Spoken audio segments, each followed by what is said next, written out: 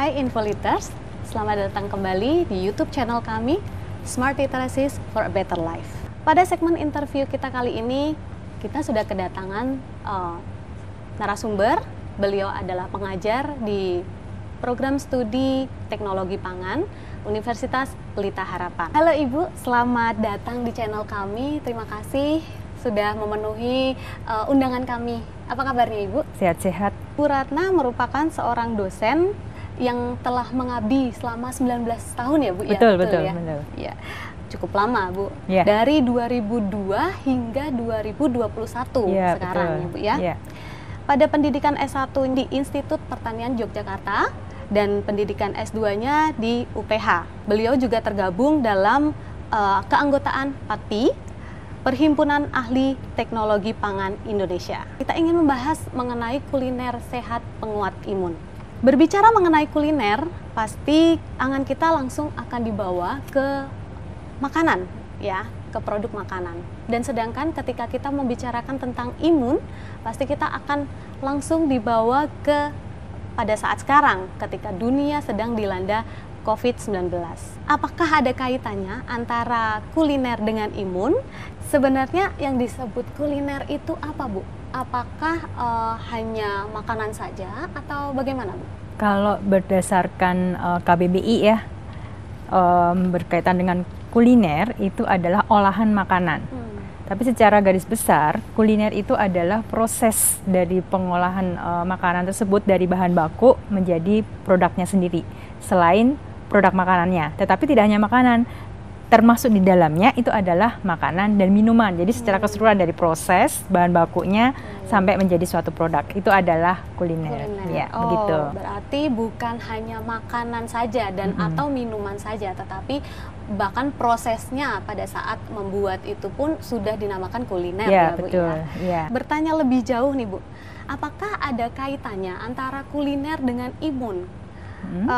Karena tidak dipungkiri pada masa sekarang ini penting untuk menjaga imun tubuh, apalagi dengan keadaan COVID ya Bu ya. Itu betul. Bagaimana Bu? Ya, kalau berbicara mengenai kuliner dengan imun tubuh sebenarnya ada, tetapi lebih ke arah kalau saya karena sebagai orang teknologi pangan itu memandangnya adalah sebagai pola makan. Kuliner kan orang melihat kita makan ke suatu tempat, wisata kuliner seperti itu. Itu bagaimana pola makan kita kan sebenarnya. Kita memilih makanan seperti apa. Nah, dari pola makanan ini kita bisa akan berdampak nih ya, berdampak ke banyak. Contohnya, kalau kita makan dalam porsi yang banyak, hanya karbohidrat saja, bisa saja ujung-ujungnya kita akan kelebihan gula di dalam darah kita, kemudian ujung-ujungnya adalah penyakit diabetes. Tidak hanya itu, sebenarnya banyak sekali penyakit-penyakit kalau kita makan makanan yang itu saja atau dalam jumlah yang banyak tanpa kita melakukan aktivitas apa-apa. Sehingga kalau yang namanya orang udah kena diabetes dan COVID kan yang mengena di kita itu pasti akan ada diabetes, berarti komorbid, dan pasti kita akan terkena lebih parah dibandingkan dengan orang-orang yang mungkin sehat tanpa ada komorbid. Biarpun dia terpapar, mungkin dia lebih kuat, lebih bisa bertahan untuk menghadapi si virus ini. Nah, itu pasti ada kaitannya dengan imun, begitu. Apa yang kita makan itu juga dapat menguatkan atau membuat lemah imun kita ya Bu ya? Iya, betul. Nah, lalu seperti apa Bu kebutuhan nutrisi bagi tubuh kita gitu? Kita mengenal istilah 4 sehat 5 sempurna. Apakah itu masih relevan Bu untuk diterapkan di era sekarang gitu, zaman sekarang? Kalau sekarang berbicara mengenai susu bukan hal yang mewah lagi. Semua orang bisa minum susu, mengkonsumsi. Nah, untuk era sekarang ya, terutama untuk Kemenkes ini sudah menggaung-gaungkan selalu di setiap penjuru di Indonesia ini dengan istilah isi piringku. Isi piringku kita bayangkan di dalam piring makanan kita itu kita bagi 2 nih. Ya, kita bagi 2 di mana masing-masing bagian ini kita bagi 2/3-nya ini adalah makanan pokok ya, karbohidrat ya. Kemudian 1/3-nya ini adalah buah-buahan. Kemudian dari setengah yang lain kita lihat lagi 2/3-nya ini adalah sayur-sayuran. Jadi makanan pokok dan sayur-sayuran 2/3. Ya? 1/3-nya sisanya apa? Tadi buah-buahan kan? Satu lagi lauk. Lauk itu terdiri dari ya hewani bisa, nabati bisa. Jadi 4 sehat 5 sempurna itu sudah digantikan dengan gizi seimbang dengan isi piringku itu, begitu. Jadi kalau yang 4 sehat 5 sempurna dulu, kita lihat, wah kamu harus makan ada proteinnya, ada karbohidrat, ya kan? Iya, ada protein, betul. Lemak, mineral, vitamin. Nah, isi piringku atau makanan atau gizi seimbang ini berkaitan dengan jumlah komposisinya. Jangan sampai saya juga makan karbohidrat, tapi karbohidrat yang banyak. Tapi kan harus ada porsinya, itu seimbang itu, ya, dan bervariasi. Gitu. Cukup menarik karena kita mengetahui ya Bu ya jadinya tentang gizi seimbang, dan 4 sehat 5 sempurna ternyata sudah digantikan dengan gizi seimbang itu, dimana kita harus memperhatikan 2/3 karbohidrat, 2/3 lagi sayur, sepertiga 2/3 sayur, sepertiganya lauk dan buah. Sudahkah kuliner-kuliner di sekeliling kita itu yang berseliweran di sekeliling kita itu komposisinya cukup untuk memenuhi kesehatan tubuh kita? Kalau dilihat secara garis besar itu belum memenuhi semua, tetapi ada beberapa, kalau kita lihat mungkin ya di beberapa kuliner-kuliner ini yang memang dia mengklaim bahwa dia adalah makanan yang sehat, makanan yang memang memenuhi kebutuhan nutrisi kita. Ya, dengan gaung-gaung dari pemerintah adalah gizi yang seimbang tersebut.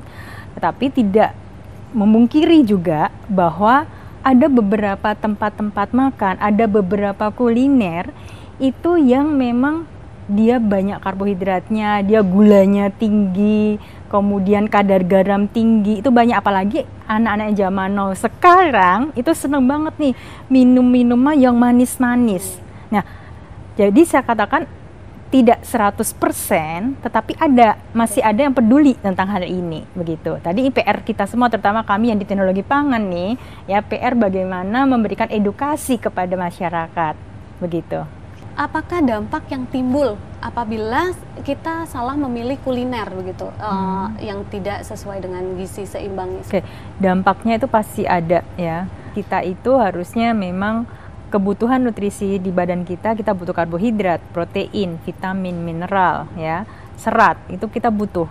Kalau sampai kita salah memilih, mungkin anak-anak zaman sekarang atau kita sebagai orang tua yang praktis-praktis saja, kemudian makanan yang cepat saji, itu kan kandungan lemaknya tinggi. Kemudian snack-snack yang kita jumpa itu banyak mempunyai kandungan garam yang tinggi. Itu berdampak ke beberapa penyakit-penyakit degeneratif lainnya. Tidak hanya mungkin berkaitan dengan imun juga, tapi berkaitan dengan penyakit-penyakit yang menumpuk terus nih. Oleh karena itu, dari gizi yang seimbang, dari isi saji piringku ini tadi, ini kita bisa melihat bahwa kita teredukasi, kita juga bisa memilah-milah ya, bagaimana kita mengambil suatu makanan atau kita membeli suatu makanan dalam kondisi yang benar-benar kandungannya itu, mungkin kita nggak bisa ngitung satu-satu, tapi paling tidak, secara garis besar itu kita udah mencukupi nih karbohidrat hari ini. Apakah malam saya perlu makan karbohidrat sebanyak itu, atau mungkin saya kurangi atau stop, saya hanya makan buah-buahan. Untuk snack-snack nih misalnya yang tinggi garam, ya udah kita coba nih beralih ke buah-buahan misalnya, biarpun mungkin agak susah untuk merubah. Jadi tidak 100% langsung kita ubah, tapi paling tidak kita harus memilah-milah.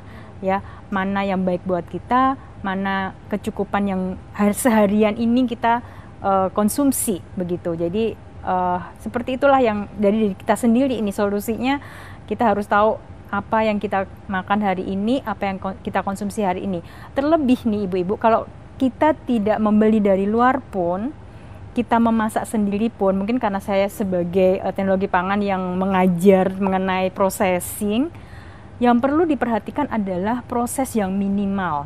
Nah, ini mungkin saya cetuskan di sini karena banyak sekali di antara kita ya, kaum ibu-ibu atau wanita-wanita yang super sibuk nih mungkin, yang punya karir di luar. Saya suka masak sendiri, tapi saya tidak punya waktu banyak, saya masak dalam jumlah yang banyak, saya panaskan berkali-kali. Itu kan berarti prosesnya tidak minimal. Jadi yang kita harus lakukan itu adalah untuk gizi seimbang yang berguna buat imun kita dan kesehatan kita adalah selain komposisinya, juga prosesnya harus minimal. Kita masak sedikit untuk kita konsumsi fresh ya. Jadi tidak kita masak banyak, kita panasin, kita makan. Nah, itu sudah vitamin atau komposisi nutrisi yang adanya, iya langsung turun banyak sekali begitu. Bahkan mungkin akan menghasilkan toksik atau racun buat tubuh kita. Begitu. Jadi lebih banyak tahu nih Bu. Dan ketika kita sudah mengetahui nih Bu dampak dari kuliner tersebut bagi kesehatan kita. Nah, adakah tips yang mungkin tadi berhubungan sih Bu, tapi mohon dijelaskan lagi Bu, tipsnya bagaimana kita menjaga agar imun tubuh kita tetap terjaga. Adakah tips untuk kita dapat memilih kuliner yang sehat buat tubuh kita sendiri? Oke. Bagaimana Bu? Yang pertama mungkin saya ulang kembali berkaitan dengan isi piringku tadi, berarti kandungan-kandungannya ada di dalamnya. Mungkin di sini saya tidak jelaskan ya berkaitan dengan berapa sih untuk orang dewasa wanita itu kebutuhan vitamin A, B, C dan selanjutnya.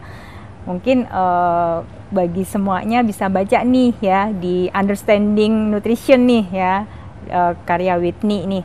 Di sini mencetuskan banyak sekali jumlah-jumlah ya nutrisi yang ada pada setiap makanan. Dari buah, ini buah di depan kita ini kan ada yang hijau, ada yang kuning, beda-beda kandungannya. Kemudian yang kedua, kita harus melihat apakah proses makanan tersebut sudah oke. Ya, tidak memungkiri banyak sekali street food. Kita juga harus lihat UMKM ya, kita juga harus melihat. Makanya ada beberapa di kami juga mengedukasi para UMKM untuk bagaimana memproses suatu produk makanan sehingga dia tidak hanya menjual, tapi dia punya PR dan tanggung jawab untuk orang-orang yang membeli konsumennya. Jadi kita harus melihat itu dari komposisi, kemudian bagaimana orang-orang memprosesnya yang menjual. Kemudian untuk menjaga imun kita juga yang selain dari makanan juga kita harus istirahat yang cukup. Ya, istirahat yang cukup sudah pasti dalam masa pandemi ini tuh selalu digambar-gemborkan. Kemudian yang terpenting adalah bagaimana aktivitas kita. Karena asupan makanan yang kita makan, kalau kita pergerakannya kurang, ya karena kan setiap makanan pasti akan mengeluarkan atau menghasilkan kalori. Kalori itu selain untuk tubuh kita juga harus bakar, ya bakar. Kemudian kita pakai juga. Kalau kita hanya diam saja, itu menumpuknya ujung-ujungnya apa? Ujung-ujungnya ke arah lemak. Baik, saya makan protein banyak gitu kan, saya nggak makan karbohidrat kok banyak protein, tapi protein ini kalau berlebihan tubuh kita pasti akan dipecah menjadi fat. Itu ujungnya seperti itu. Jadi yang harus kita perhatikan yaitu komposisinya, bagaimana UMKM ataupun produsen-produsen yang menjualnya, memprosesnya seperti apa, apakah sudah higienis atau belum, kemudian bagaimana kita bergerak, ya aktivitas kita, dan juga ya pasti kita harus beristirahat dengan cukup. Sekarang kita beralih ke bagi yang menjalankan bisnis kuliner atau yang akan merintis bisnis kuliner. Nah, kira-kira apa yang perlu diperhatikan Bu untuk menjaga kualitas sajiannya tetap baik? Kan kalau Ibu tadi menyinggung soal UMKM ya, mungkin dari teknologi pangan sendiri juga ada mengampu UMKM atau bagaimana. Nah, dan kemudian nilai gizinya bagaimana gitu untuk tingkat kebersihannya begitu. Oke, berkaitan dengan penjualnya ya, yang memproduksi makanannya, mungkin pesan saya satu, patuhi protokol itu tidak hanya protokol kesehatan selama COVID, tetapi sepanjang kita memproduksi suatu produk makanan itu dari dulu itu protokolnya sudah ada. Kita pakai masker, itu udah pasti. Di mana-mana yang terpenting itu. Kemudian kita memproses itu harus yang higienis ya, selain dengan masker, pakailah sarung tangan. Jangan sampai kita kontak dengan produk makanan hanya dengan tangan biasa ya. Kalaupun terpaksa harus menggunakan tangan biasa, kita harus mencuci tangan dulu seperti biasanya dengan sabun dan sebagainya. Kemudian yang terpenting adalah bagaimana peralatan atau kondisi ruang pemrosesan itu terjaga kebersihannya. Kemudian yang jelas adalah tadi proses harus minimal. Baik kita sebagai penjual, kita baik itu mungkin UMKM, restoran yang besar, proses itu harus minimal dalam artian kita tidak boleh memanaskan suatu makanan berkali-kali. Kalaupun memang kita harus memasak suatu produk makanan dalam partai yang besar dan kita harus memanaskan, cukuplah sekali saja. Karena itu dengan proses itu pasti akan menurunkan nutrisi yang ada, pasti. Saya tidak setuju jika bilang, oh kalau diproses itu nggak ada makanan, nggak ada nutrisi yang hilang. Nggak. Dengan kita memproses makanan pasti ada nutrisi yang hilang, biarpun sedikit apapun. Contoh sederhana, di depan kita ada jeruk nih, kita potong saja, ya. Jeruk itu kan kandungan vitamin C tinggi, ya. Pada saat kita potong jeruk, terpapar oksigen saja, vitamin C-nya sudah sekian persen ada yang hilang. Apalagi kalau kita memanaskan makanan berkali-kali, nah sudah. Dan juga mungkin ada beberapa yang kalau dipanaskan, kita juga harus perhatikan tempat mengolahnya. Jangan sampai panci kita, alat masak kita, itu adalah alat yang terbuat dari bahan yang justru menghasilkan toksik buat orang yang nanti akan memakan makanan kita, karena transfer panas ke dalam logam-logam yang tidak cocok untuk pemrosesan itu juga akan mengakibatkan racun bagi makanannya. Salah satunya seperti itu, Bu. Jadi bukan hanya untuk protokol kesehatan saja ya Bu yang sekarang digaungkan, tapi ternyata di dalam kita menghasilkan suatu sajian pun juga butuh protokol ya Bu ya. Betul. Berarti itu tidak terkecuali juga buat kita yang rumah tangga ya Bu ya, untuk kuliner yang akan disajikan buat keluarga kita terkasih gitu di rumah, itu juga perlu diperhatikan cara mengolahnya, terus ya protokol kesehatan tadi ya Bu ya, protokol kesehatan dalam kita menyajikan sajian. Baik, terima kasih Bu Ratna yang sudah berbagi bersama kita di sini. Namun sebelum kita tutup perjumpaan kita, boleh Ibu share sedikit, berbagi sedikit apa saja yang ada di tempat Ibu mengajar di program studi teknologi pangan. Boleh kita dengar sharingnya Bu? Silakan. Baik, untuk teknologi pangan UPH kita berdiri cukup lama ya. Pembukaan izinnya di tahun 95, kemudian baru mulai perkuliahan pertama di tahun 96, itu udah berapa tahun ya. Jadi kita termasuk program studi teknologi pangan swasta yang paling lama ya, tua ya senior, oke. Salah saya, senior. Nah, kemudian di program studi teknologi pangan UPH kita mempunyai dua program, yaitu program berpengantar bahasa Indonesia reguler, yang satu lagi adalah program berpengantar bahasa Inggris. Sama-sama nih, SKS-nya sama, mata kuliahnya sama, hanya pengantarnya bahasa Inggris. Dan yang berpengantar bahasa Inggris kita mempunyai kerjasama dengan Newcastle, University of Newcastle di Australia. Programnya adalah dual degree. Jadi pada 3 tahun pertama belajar di UPH, kemudian 1 tahun belajar di Newcastle. Kalau pandemi gini masih online ya. Kemarin ada anak yang hanya online saja belajar dari sini. Kemudian setelah itu kembali lagi ke UPH untuk menyelesaikan tesisnya ya. Kemudian ada beberapa mata kuliah yang belum diselesaikan yang ada di UPH, dan akan dapat dual degree ya, sarjana teknologi pertanian STP, satu lagi adalah BFHCN, lebih ke nutrisi kalau belajar di Australia. Demikian Bu. Nah, baik, menarik sekali program studi teknologi pangan ini yang menawarkan double degree ya Bu. Nah, kalau ada yang berminat kira-kira dapat menghubungi kemana nih Bu? Oke, kalau ingin bergabung bisa lewat admission ya, atau bisa menghubungi saya dengan alamat email ratna.handayani@uph.edu ya, atau juga bisa searching nih di Instagram teknologi pangan UPH, TP UPH.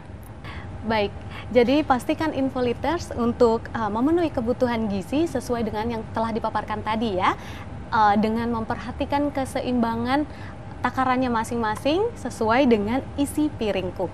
Karena makanan yang kita konsumsi akan mempengaruhi daya tahan tubuh kita.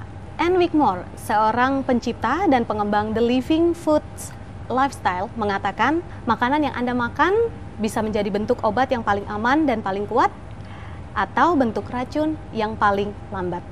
Sampai jumpa di pembahasan topik-topik lainnya di YouTube channel kami, Smart Literacies for a Better Life. Salam literasi, sampai jumpa, Tuhan Yesus memberkati.